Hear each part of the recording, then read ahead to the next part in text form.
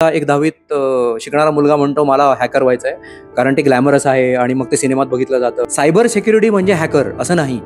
हॅकिंगमध्ये काही इथिकल नसतं, म्हणजे चोरीत काय इथिकल असेल. इथिकल हॅकिंग म्हणजे काय, तर चांगल्या हेतूने केलेलं हॅकिंग. इन्फॉर्मेशन सिक्युरिटी म्हणजे सिक्युअर कोडिंग असं पण एक फील्ड आहे. म्हणजे जिथे म्हणजे आता जो कोर्स आहे पुणे युनिव्हर्सिटीचा, त्याच्यामध्ये प्रोग्रॅमिंग पण आहे, पण सिक्युअर कोडिंग असा भाग खूप स्ट्रेस नाही केलेला. BSc in cyber and digital science 4 इयरचा तो कोर्स आहे, 4 वर्षाचा कोर्स आहे. 8 सेमिस्टरमध्ये तो डिवायडेड आहे.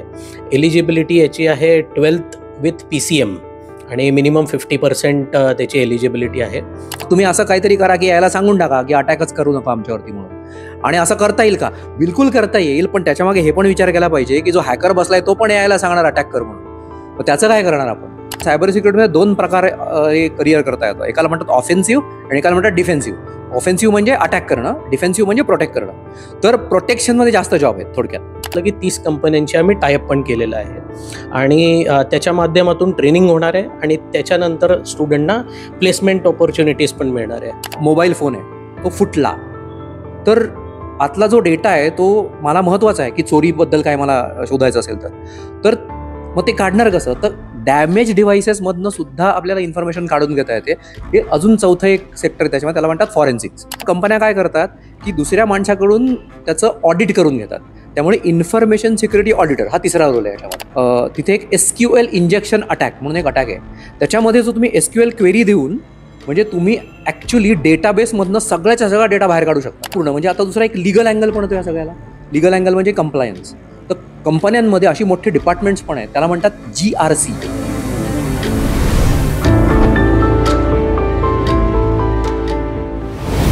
नमस्कार, मी राहुल शिंदे आणि आपण पाहत आहात एजू वार्ता. आज आपण खूप महत्त्वाच्या आणि प्रत्येकाच्या जिव्हाळ्याच्या विषयावर काही तज्ज्ञ व्यक्तींबरोबर संवाद साधणार आहोत.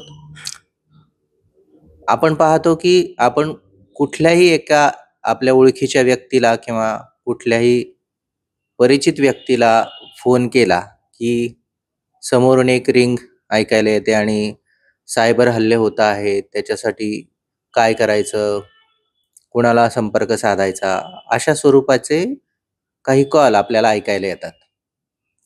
पण ही गरज का निर्माण झाली आहे आणि हे का महत्त्वाचं आहे, याच विषयावरती आज आपण तज्ज्ञ व्यक्तींशी बोलणार आहोत. खरं तर सायबर हल्ले हे आपल्या खात्यातील पैसे गेल्यानंतर कळतात एवढ्यापुरते मर्यादित नाही आहेत, तर त्याला अनेक कंगोरे आहेत आणि तेच कंगोरे आपण जाणून घेणार आहोत. यासाठी आज आपल्याबरोबर आहेत अरहम फाउंडेशनचे माननीय group director Atish Chordia sir. Sir नमस्कार, स्वागत आहे तुमचं एजू वार्तामध्ये. त्याचबरोबर आपल्याबरोबर अरहम फाउंडेशनचे ॲकॅडमिक डायरेक्टर माननीय राजेश वर्तक सर आहेत. सर स्वागत आहे तुमचं एजू वार्तामध्ये. सर, सायबर हल्ले या विषयावरती आपण आज संवाद साधणार आहोत, पण याची सुरुवात कुठून झाली, हे लक्षात कुठून आलं, याचं उगमस्थान नेमकं काय आहे, याविषयी काही सांगता येईल का? म्हणजे सायबर हल्ले असं आपण जेव्हा म्हणतो तेव्हा म्हणजे आता तुम्ही जसं म्हणलात तसं की एका लिंकवरती क्लिक केलं किंवा मला फोन आला आणि माझ्या अकाउंटमधले पैसे गेले, एवढ्याच ह्याच्यासाठी ते मर्यादित नाही आहे.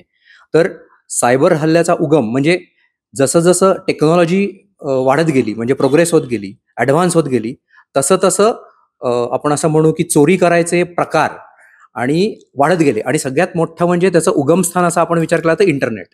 कारण एकदा तुम्ही समजा एक तुमचं दुकान आहे आणि ते एका ठिकाणी आहे, तर तिथे कोण चोरी करू शकतं? तर तिथल्या स्थानिक लोक चोरी करू शकतात.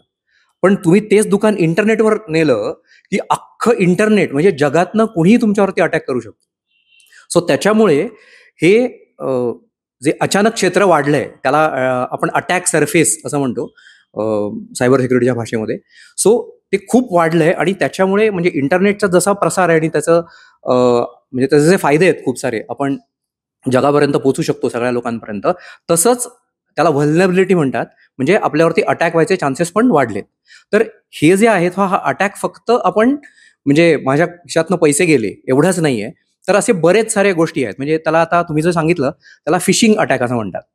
म्हणजे एक ईमेल आली मला, मी क्लिक केलं आणि मग काय OTP विचारला आणि ते आता बरंच सारं आपल्याला पाठ झालंय की काय काय झालंय.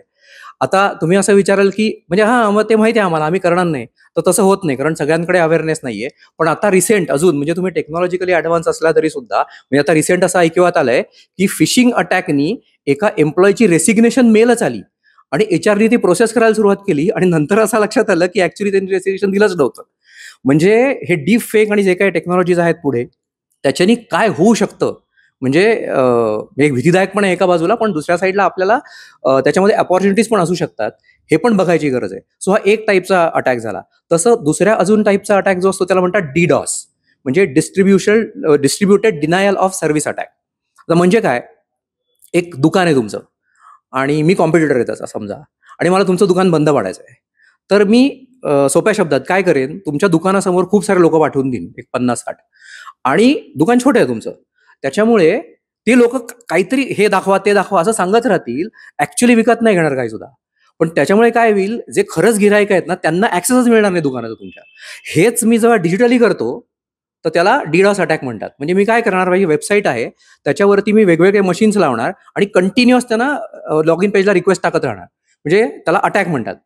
असं मी करत राहिलो की वेबसाईटला कळत नाही की जेन्युइन रिक्वेस्ट कोणाची आहे आणि खोटी रिक्वेस्ट कोणाची आहे. त्यामुळे वेबसाईट हळूहळू लोड घेऊ शकत नाही, वेबसाईट बंद पडते आणि जे जेन्युइन लोक आहेत त्यांना ते मिळतच नाही बघायला.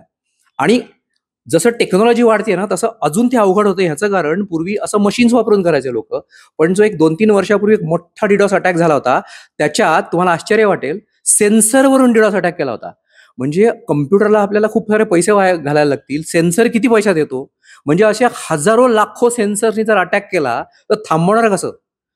त्यामुळे जशी टेक्नॉलॉजी वाढेल तसं ह्याचं गांभीर्य पण वाढणार आहे, इम्पॅक्ट वाढणार आहे. सो हे DDoS झालं. आता इथे म्हणजे इथे सगळ्या ठिकाणी आपण पैसे इन्व्हॉल्ड आहेत, काही ठिकाणी पैसे इन्व्हॉल्ड नसतात. म्हणजे आता समजा माझी वेबसाईट खाली गेली तर रेप्युटेशनचा लॉस होणार माझ्या, की अरे वेबसाईट अवेलेबलच नाहीये.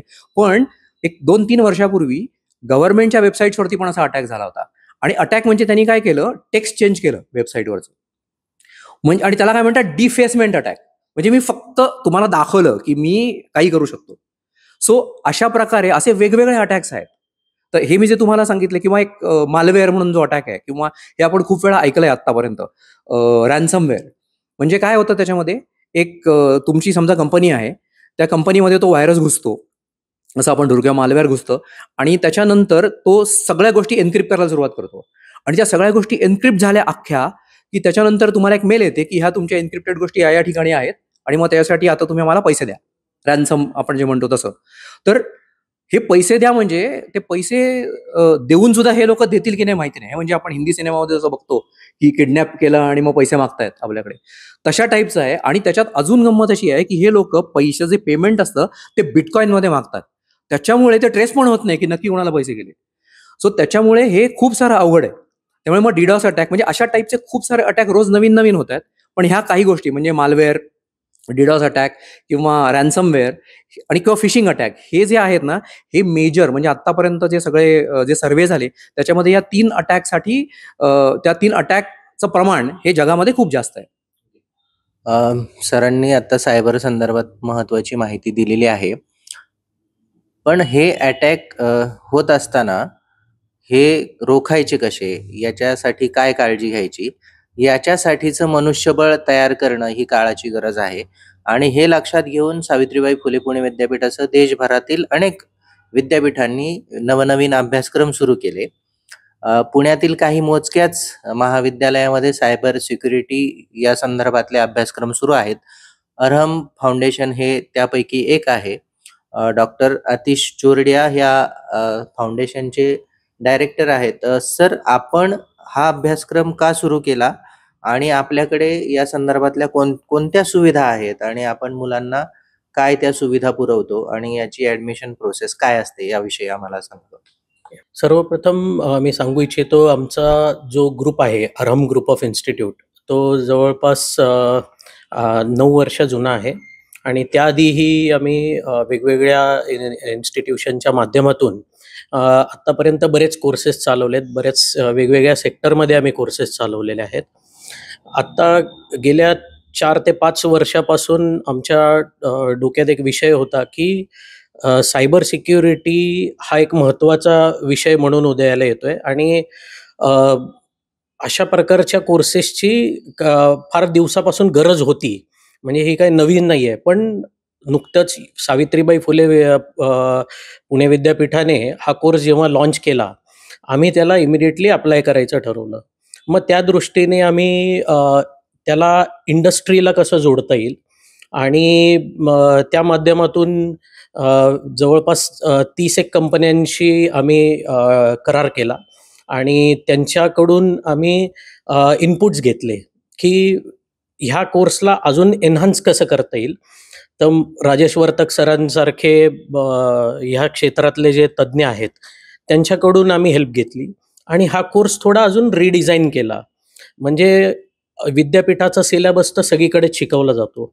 पण पॅरलली आम्ही ह्या कोर्सेसमध्ये काही ॲड ऑन सर्टिफिकेशन आणि काही ॲड ऑन मॉड्यूल ॲड केलेले आहेत. जसं CCNA सर्टिफिकेशन आहे, RHCSA सर्टिफिकेशन आहे, AWS सर्टिफिकेशन आहे, जे क्लाउड आर्किटेक्चरच्या रिलेटेड आहे.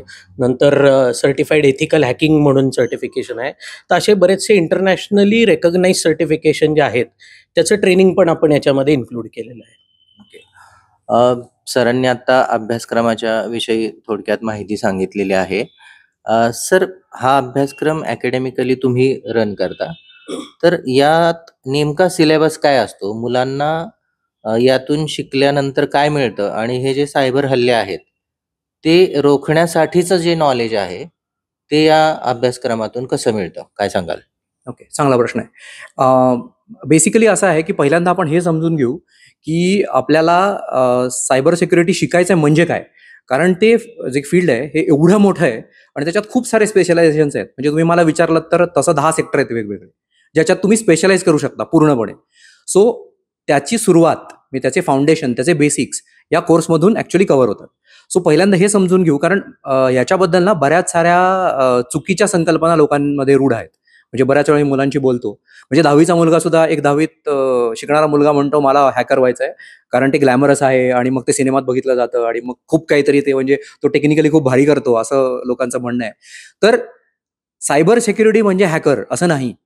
हॅकर ही म्हणजे फारच छोटी गोष्ट आहे त्याच्यामधली. हां, महत्त्वाची आहे अर्थात. म्हणजे हॅकर नावाचा रोल असतो का? तर हॅकर असा रोल असत नाही. म्हणजे तुम्ही कुठल्याही काय म्हणतात त्याला, आपल्या सिस्टीममध्ये पोलीस स्टेशन असेल तर चोर असा रोल नाही असू शकत.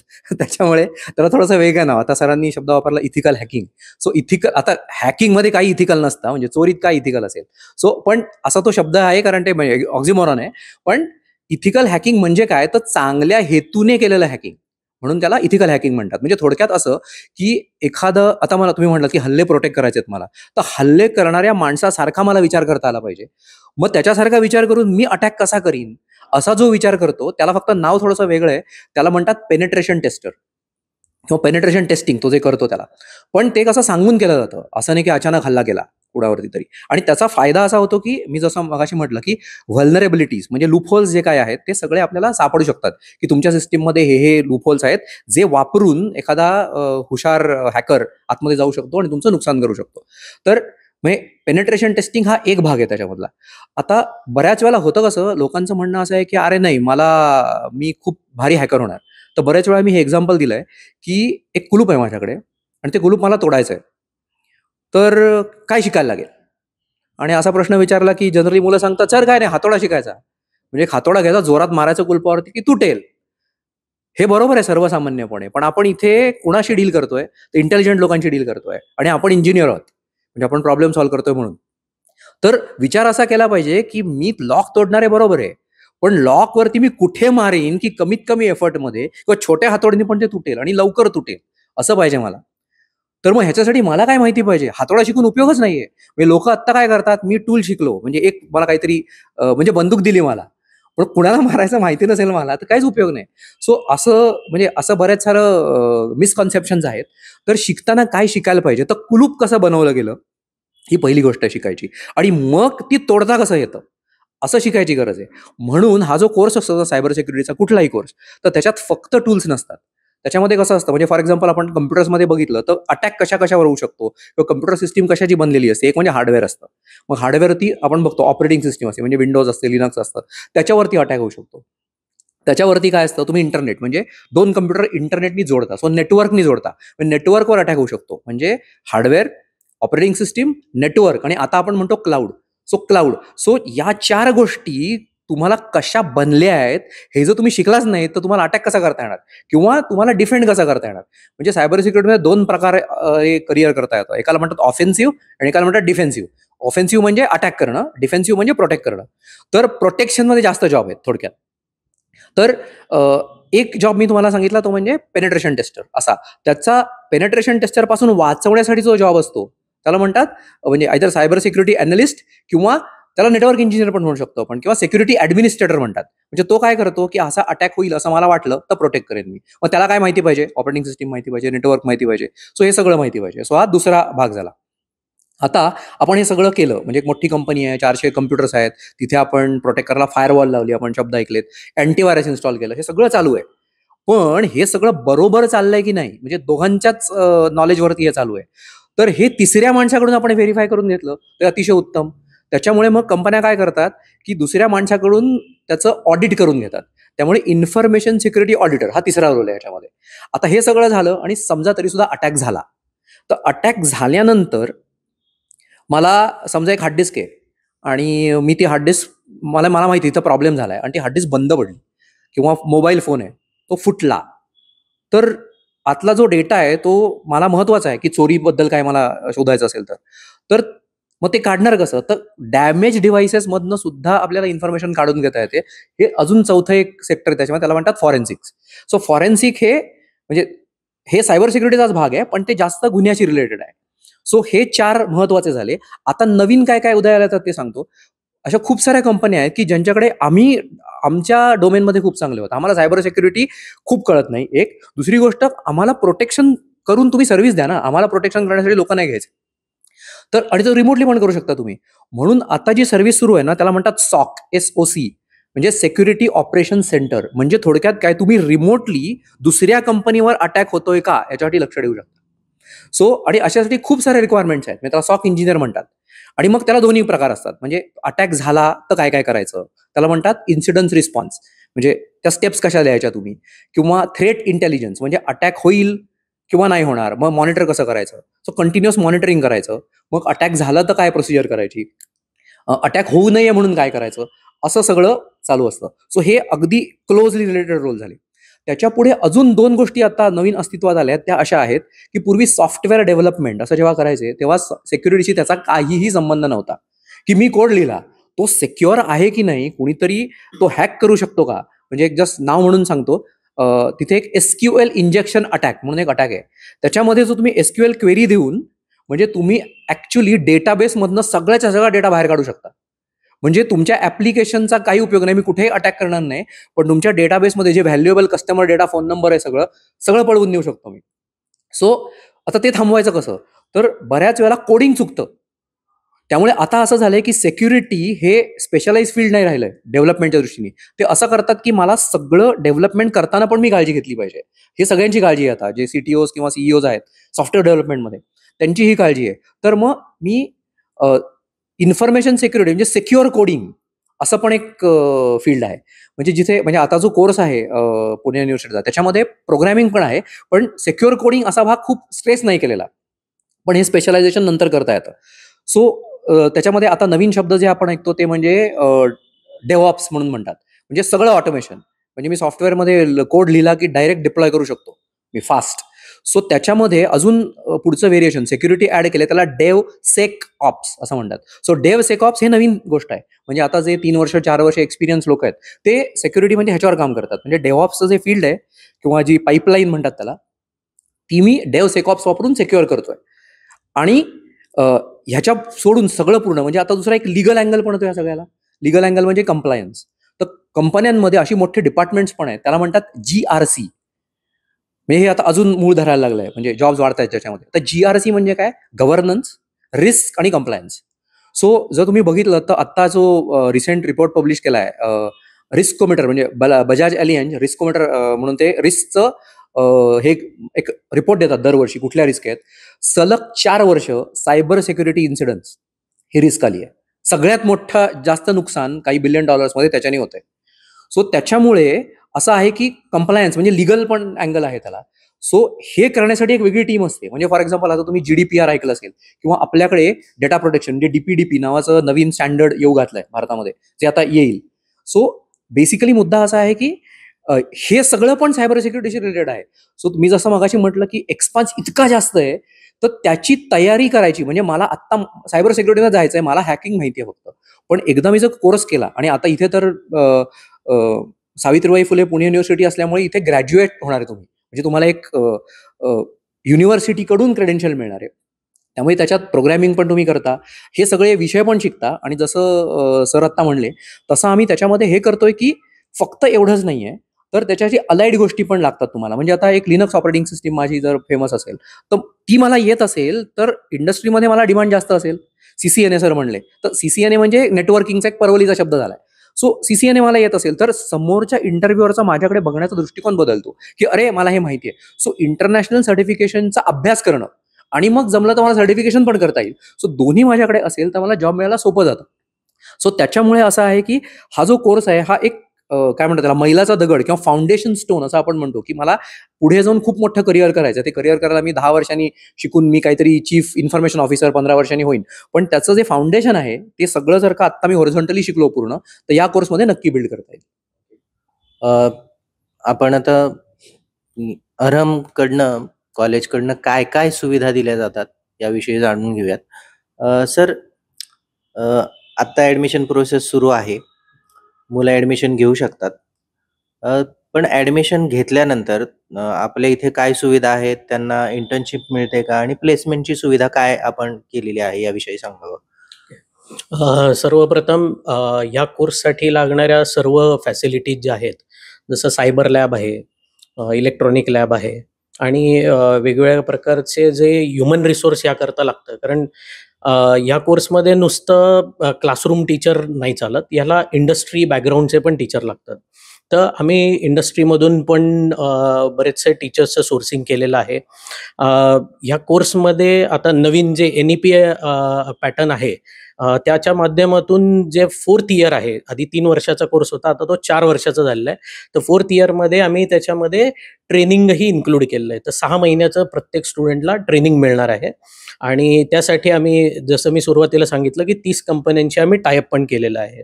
आणि त्याच्या माध्यमातून ट्रेनिंग होणार आहे, आणि त्याच्यानंतर स्टुडंटना प्लेसमेंट ऑपॉर्च्युनिटीज पण मिळणार आहे. आणि अपार्ट फ्रॉम प्लेसमेंट, जर का कोणाला याच्या माध्यमातून एखादा स्टार्टअप सुरू करायचा असेल, तर त्यासाठी पी कॉम्बिनेटर म्हणून एक प्लॅटफॉर्म आहे, जो ऑनलाईन आहे. त्याच्यावर आम्ही स्टुडंटचा जो एक ग्रुप असेल, त्यांना आम्ही संधी देणार आहोत, ज्याच्या माध्यमातून त्यांना एक्सपर्टचं गायडन्स मिळणार आहे. नंतर फंडिंग, जे गव्हर्नमेंट किंवा नॉन गव्हर्नमेंट ऑर्गनायझेशन असतील, त्यांचं जे फंडिंग आहे ते पण त्यांना मिळणार आहे. आणि स्टार्टअप रजिस्टर कसं करायचं, प्रॉडक्ट डेव्हलपमेंट कसं करायचं, या संदर्भातलं ओव्हरऑल गायडन्स त्यांना मिळणार आहे.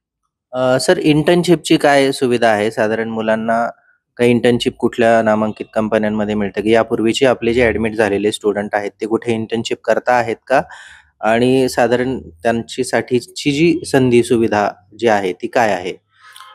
इंटर्नशिप म्हणजे या फील्डमध्ये जॉब फारच मुबलक प्रमाणात अवेलेबल आहेत.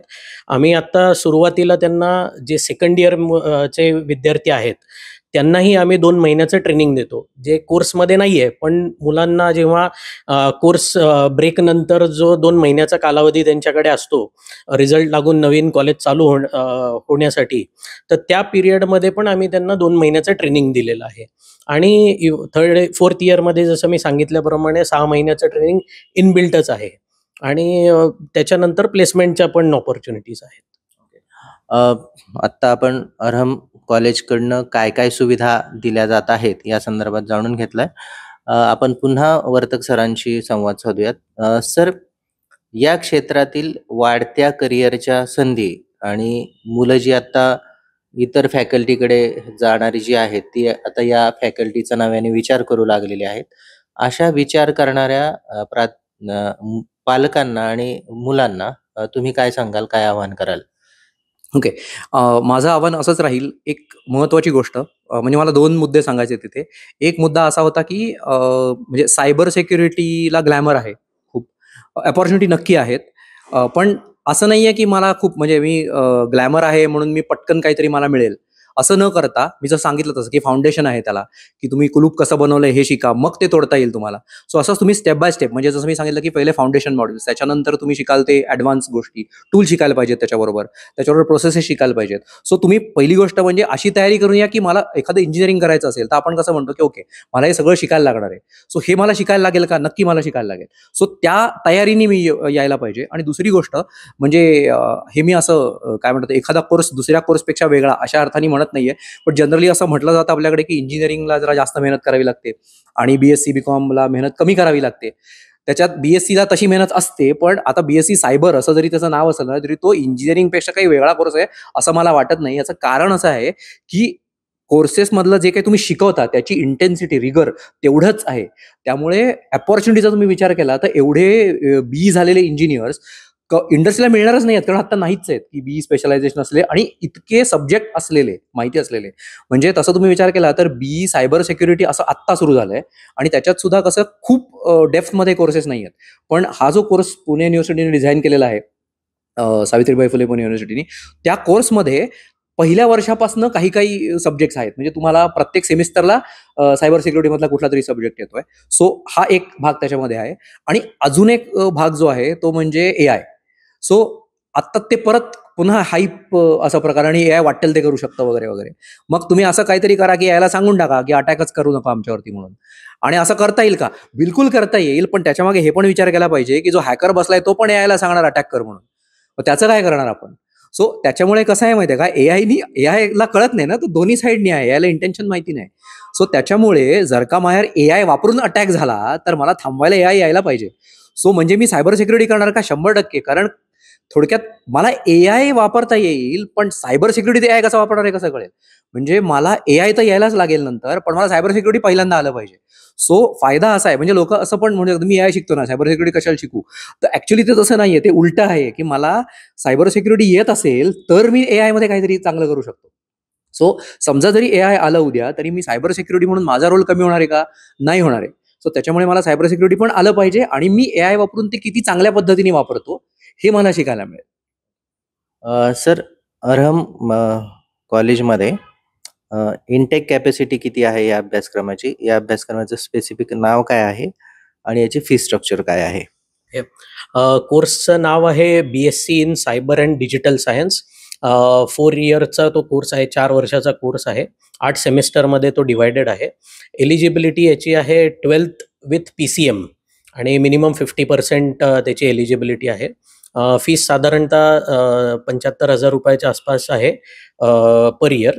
आणि याच्यामध्ये जे सर्टिफिकेशन आहेत त्यांची म्हणजे त्याचं जे ट्रेनिंग आहे ते पण आम्ही इन्क्लूड केलेलं आहे. म्हणजे त्याच्याकरता वेगळी कोणती फीस देण्याची गरज नाही. ओके. धन्यवाद सर. आपण एजू वार्ताच्या कार्यालयात आलात आणि अरहम फाउंडेशनच्या माध्यमातून वेगवेगळे जे कोर्सेस शिकवले जातात आणि त्या कोर्सेसची काय आवश्यकता आहे याबद्दल संवाद साधलात. आपले मनःपूर्वक धन्यवाद.